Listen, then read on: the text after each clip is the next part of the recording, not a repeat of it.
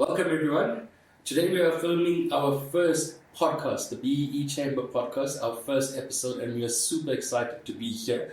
I'm really thrilled about this exercise that we are going to embark on in terms of filming our first podcast. And we're going to be talking about a very, very important topic in the month of June, the month of Youth Month, the month of Youth Day. And we're so excited to be here today to have this discussion with one of our colleagues at the BEE Chamber, Blossom Jamile. And we are hoping that we're going to be getting some good insight from your perspective in respect of, what you think about Youth Day, what you think about Youth Month, what it means to you as a young South African in South Africa, also one of the team members at the BEE Chamber. So I'm really looking forward to today's session. Again, welcome to everyone to our first podcast at the BEE Chamber. We are so excited to be filming this for the first time. So Blossom, tell us a bit about yourself. What do you do at the BEE Chamber? As well as a bit about a background about yourself. Tell us about your history, where you're from, where you grew up, your educational background or your working background. Tell us a bit about yourself. Thank you, Yuneal. Thank you, everyone. My name is Blossom Jamile. I am a 32-year-old female. I was born in the East Rand. I was raised in the Northwest Province in Rustenburg, to be specific. I came back to Gauteng when I was in grade 11 because my dad was working this side as a miner. So came for opportunities basically because I wanted to do teaching at that time. And my dad was so eager about the chance that I decided to do because he loves teaching and he felt like I needed to be closer to him to pursue a career. So I came around 2009 in the East Rand still. Stayed with my dad and my younger sibling, my sister's son. So I completed my grade 11 the year, then I matriculated in 2010. Unfortunately, financially, I couldn't pursue the dream that I wanted to become a teacher. So I decided to go look for work. Fortunately, there was an HIV project that was starting in the community. I decided to go and try my luck. Fortunately, I was taken into part of the team. I started out as a caregiver, looking after sick people. We did receive formal training, so I looked after sick people who were HIV infected and affected. Also assisted their families with homeworks. We also looked after vulnerable children in the community. So I then moved on to joining Harare Youth Employment Accelerator. I started out as a preaching candidate. It's a work readiness program they did back then to prepare you for the world of work. So I was part of a cohort they called Cohort 1 because it was their first cohort for call center. So I did attend the bridging course, which was about 2 months. Then after we were taken permanently by the company to work as agents. But for me, I had the opportunity to be interviewed by WNS for a different role. They wanted administrators.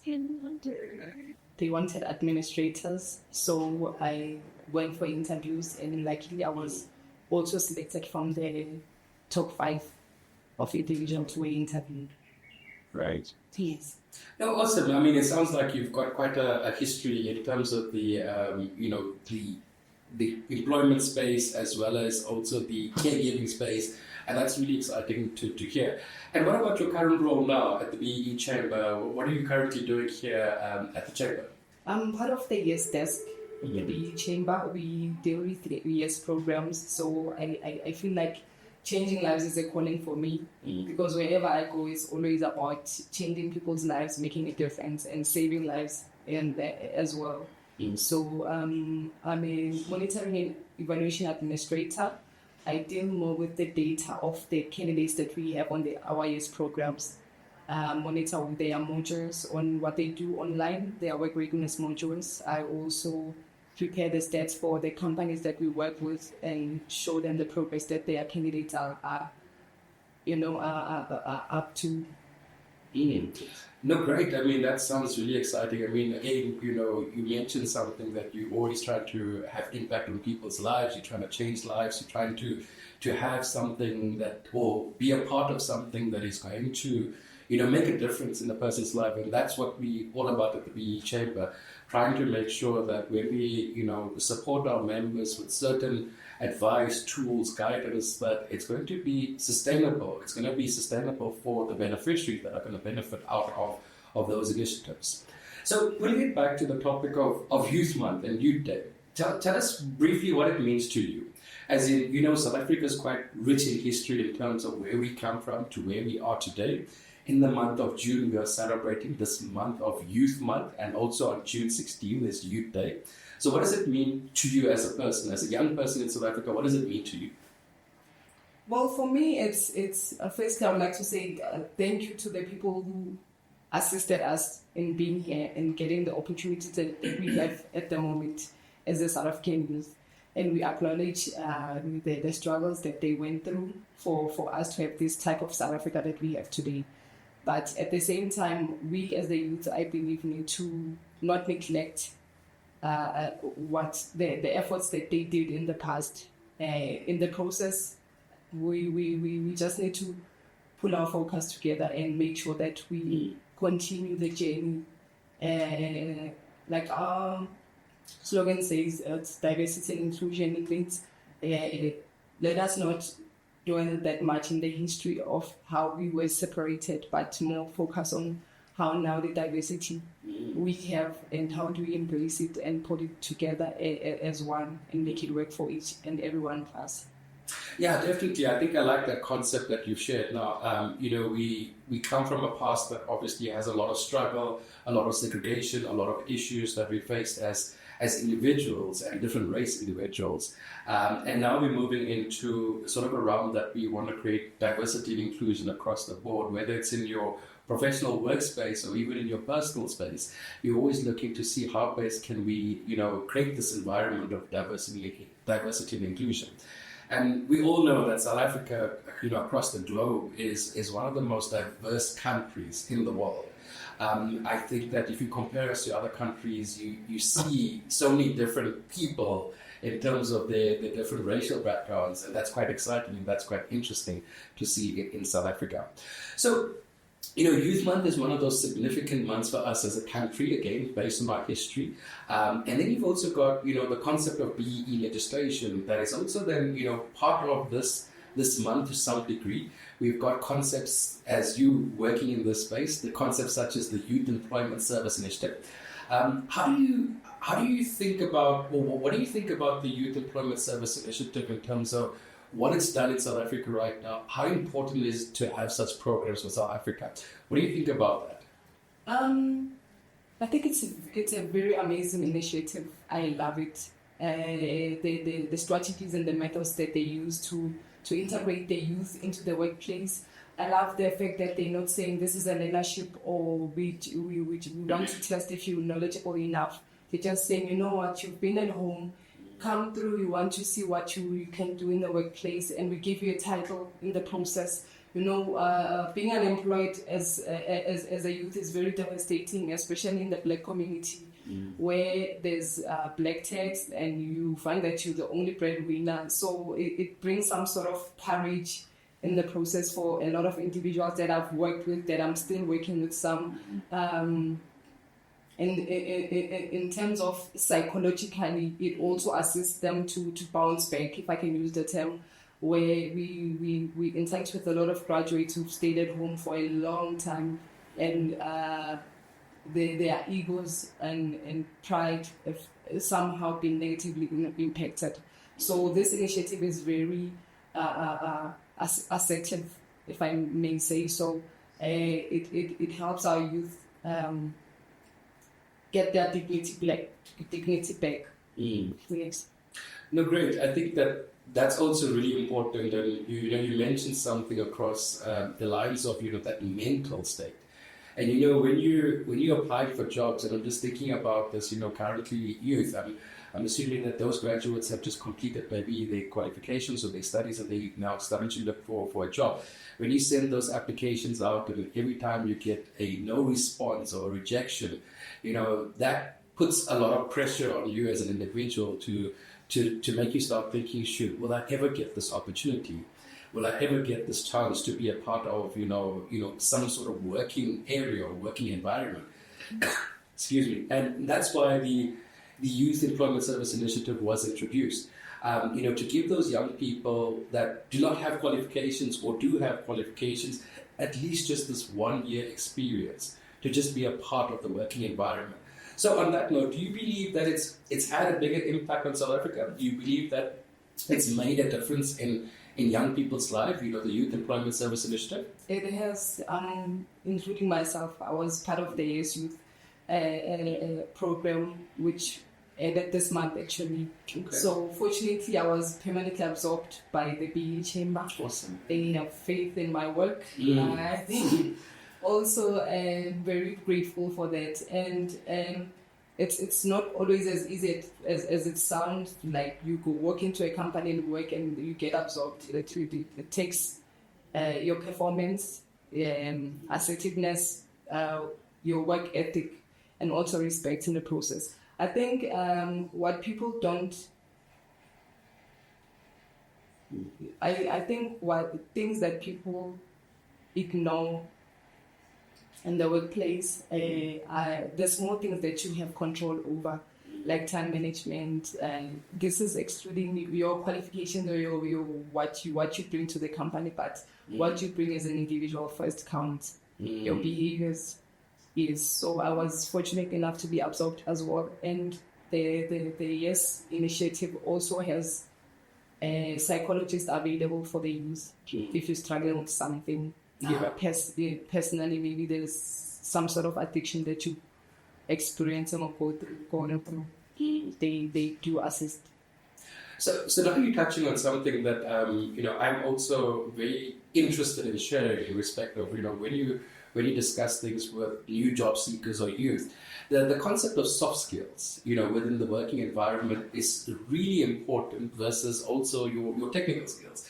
So you mentioned that you could have qualifications, you could have degrees, you could have all of this educational background. But at the same time, as youth, I would also say that you would need to have that softer skills in terms of behavior, in terms of time management, in terms of communication skills amongst your colleagues or your peers. And that also then goes quite a long way in terms of the working environment. It's not always just about that educational background. Yes, it's also very important. But at the same time, you also need to have that soft skills and that balance, that balance to bring to the working environment. And we're so grateful to have you, staying on with the BE Chamber and also being a part of the Chamber based on, the work that you've done in your role and also the positive impact that you've had on the teammates as well as our members that you work with. So it's really exciting to see that happening. So again, we're talking about the concept of Youth Month. We're talking about the concept of the Youth Employment Service Initiative. It's attached to broad-based Black economic empowerment. What are your thoughts on that? We've got a lot of people out there in South Africa commenting on broad-based Black economic empowerment, some positive, some negative. From your perspective as a youth, what do you think about the concept of broad-based Black economic empowerment? I feel like it's basically just a voice for the Black community, and we need to use it in the best way possible. Mm-hmm. It's not saying we need to brag about it and stand out in a negative way, maybe in crowds or in any other platform, but it's basically saying you've been unheard in the past, now please voice out whatever you feel like was missed out during that period. That's what it basically means to me personally. Okay. Yeah, I mean, at the end of the day, the policy is trying to obviously, allow inclusion for Black people that have been excluded in the past from economic activities. And, the way the legislation has been drafted is obviously picking on certain areas of a business and seeing how best can we include Black people in these areas. The likes of, management control in terms of employment, the likes of enterprise and supply development in terms of, your own business and supporting businesses in that space. So it touches on these different components that's looking at how best can we get Black people into economic activity in some form. So just based on that, I mean, you've given your views in terms of the policy. And I want to ask a question in respect of, what do you think if we did not have this policy in place? What do you think would have happened to our country? And just your own personal view. I know it's a very broad question, but what do you think would happen in South Africa if we didn't have this policy? I don't think there would be a order, if I can put it that way. So direction, let's say, we would still struggle with what we had in the past, where we didn't know who was managing what, or we had these goals who were assigned as managers that did not even exist. I think the policy has made it simpler for people to manage their companies and also to keep the balance within the company as to who has to be in the managerial roles and how is it set out. Yeah, I mean, there might be an instance whereby, if we didn't have this policy in place, we'd see less Black people being employed, we'd see less Black, people being, supported through enterprise and supply development initiatives. So at least with the policy in place, it's had a lot of positive impact. It has a lot of positive impact on, the beneficiaries, the people that are being, being promoted in certain positions. And obviously, again, those people are capable of doing the work. One of the things that we always talk about is that, people have been appointed just for the sake of their skin color. And that's not the case. Yeah. No business would be appointing people just because of their skin color. There needs to be, obviously, preference given to Black people, but again, capability of performing the work and doing the work is also very important. So just based on that, I think that, with this transformation piece of legislation that has been put in place, I think it's provided a lot of positive impact. But from your perspective, I'm sure you heard quite a lot of negativity around it. What do you think about that? Do you think that people are just not educated enough about the policy, that they make negative comments when it comes to broad-based Black economic empowerment? Yeah, it's definitely the education and the ignorance. People don't read. Yeah, sometimes, including myself sometimes. Yeah, but I think people don't read a lot. They don't follow current affairs. They just grab what they want to hear, or they choose what to understand from whatever is being said. So I think a lack of knowledge is the main issue. Yeah, definitely. Yeah. And that's something that I think that, individuals need to, focus on in terms of upskilling. Continuously learn, read, and you mentioned current affairs. A lot of people learn very quickly from just reading current affairs, and it just puts their mindset into a different zone once they just read articles. So I think that's one of the key focal points that I believe that, our youth of today need to also just continuously learn. It doesn't need to obviously always be educational, but just keep up to date with certain things, keep up to date with current affairs, like you mentioned. So lastly, just putting it back to the month of Youth Month, if you had to share a message with the youth of South Africa today, what would you say to them? I would say go out there, go out to the world, be the change that you would like to see in the world, basically. If you feel like this is not working, what do you have in mind that you feel like it's going to assist in making the process easier? So that's what I'd like to say to them. Yeah. Awesome. I really like that. Be the change that you want to see. I think that as individuals, we always strive to be better. We always trying to do different things. So I think that when you find yourself in situations that are not good for you, you want to then obviously change for the future. So it is really exciting to hear that. I like the way that you put that, and I like the way that you've said that in terms of a message to our youth. Blossom, I would like to thank you for your time. This has been obviously really, really insightful listening to you, your background, your history, your thoughts on the Youth Employment Service Initiative, your thoughts on Youth Month, and also broad-based Black economic empowerment. It's been really, really exciting talking to you. So I appreciate your time for today.